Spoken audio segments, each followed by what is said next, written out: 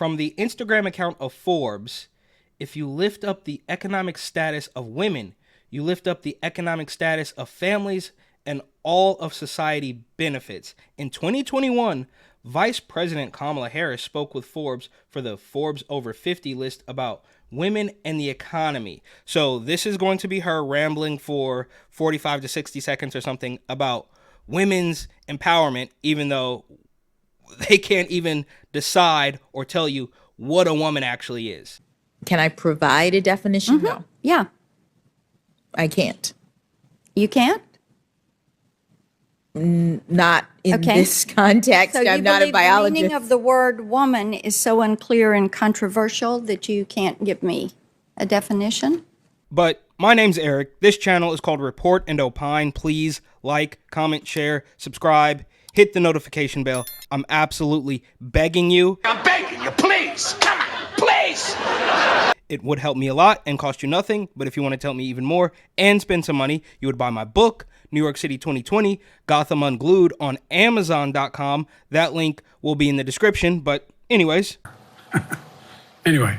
Lift up the economic status of women, you lift up the economic status of families, and all of society benefits. And for the record, would she ever in life dream of saying if you lift up the economic status of men? She would not do that. Okay, and then let's talk about women-owned small businesses. Women-owned small businesses. Look at the inauthenticity here. It's absolutely mind-boggling how this woman does not have an authentic bone in her body. Businesses range from the child care center to the software company. And what I've seen in my travels is that women-owned small businesses, many of them, like there's these two women who are running a restaurant, one's running a restaurant, one's running a catering business, one's in Colorado, one's in California. And I met with them, they survived during the pandemic, and I said, how? Oh, they survived during the pandemic? When you guys tried to take out all of the small business, it didn't matter. Didn't matter if they were white, black, man, woman, doesn't matter. You guys were trying to destroy businesses, which you did a lot of. I mean, there are businesses that will never return from that. Loads of people lost their jobs. You destroyed everything as part of your path to make sure that Big DJT didn't win the presidency again, which worked, and it's now backfiring on you, and you are going to have to do an astronomical amount of fortifying the election to make this one come out in your favor, even though they want us to now think that Kamala Harris, who couldn't even make it to the Iowa caucus in 2020, is the savior of the party. And here she is rambling in 2020 about women-owned small businesses. It's crazy. Forbes, right? I thought Forbes used to be a reputable magazine about actual businesses, but here they are talking to Kamala Harris about women in business. This is absolutely despicable. How did it go in terms of starting out when you had this vision? And both of them said, I heard a word I'd never heard before. I was told I was unbankable. That probably never happened, but even if it did, I just don't believe it to be true. If you had a good idea, if you had a good business plan, somebody would help you out. You could figure, it's not going to be easy, right? I mean, I've written a business plan in my day, didn't get any money. I didn't complain about it. That's the only time I've ever mentioned it. But looking back on it now, I was very young. I had no idea what I was doing, right? But that's a different story. My point here is, they were unbankable. Yeah, people didn't want to give them money that they could have made a return on simply because they were women, or is it more likely that they just didn't have any good ideas?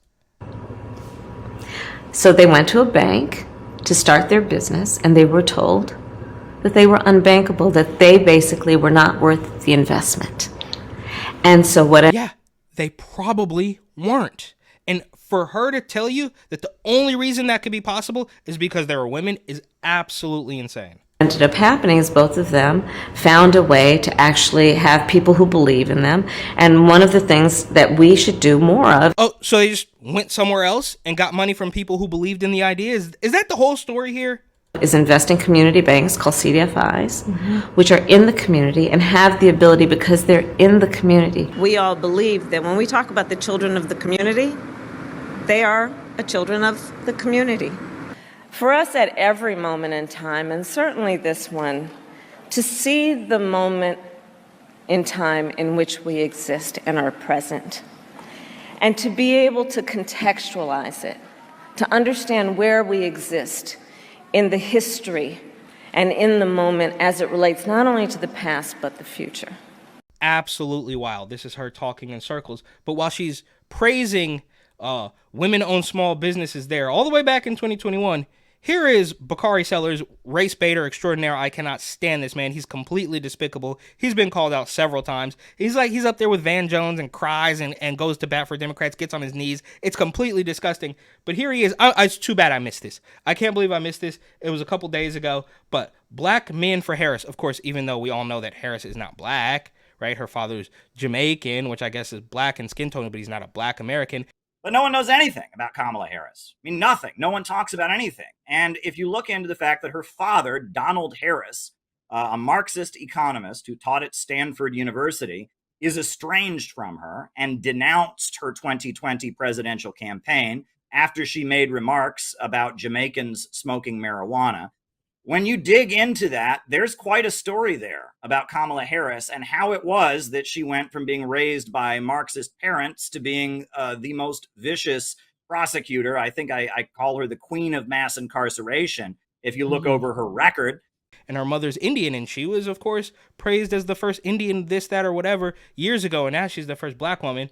But Bakari Sellers wants you to know that there is an event hosted by Roland Martin to get together black men who want to vote for Harris, because they know it's crystal clear. Nobody is going to pretend that the black population at large, especially black men, I mean, that's why they're freaking out. It's part of the reason why they're freaking out, because they've lost everybody. Everybody has a computer in their pocket, Twitter, YouTube, all this stuff. We can all see the gaffes, to put it nicely, between Bo Biden and Kamala Harris. Loads of black men are, removing themselves from the plantation, but they know that's happening, so they're trying to get you to say, you know what, don't use your rationality, don't use your brain, just come with us and vote solely on skin tone of a woman who's going to constantly be championing women-owned businesses and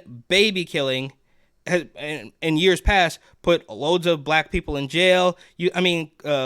Tulsi Gabbard made great points about this. Now, Senator Harris says she's proud of her record as a prosecutor and that she'll be a prosecutor president, but I'm deeply concerned about this record. There are too many examples to cite, but she put over 1,500 people in jail for marijuana violations and then laughed about it when she was asked if she ever smoked marijuana. Have you ever smoked?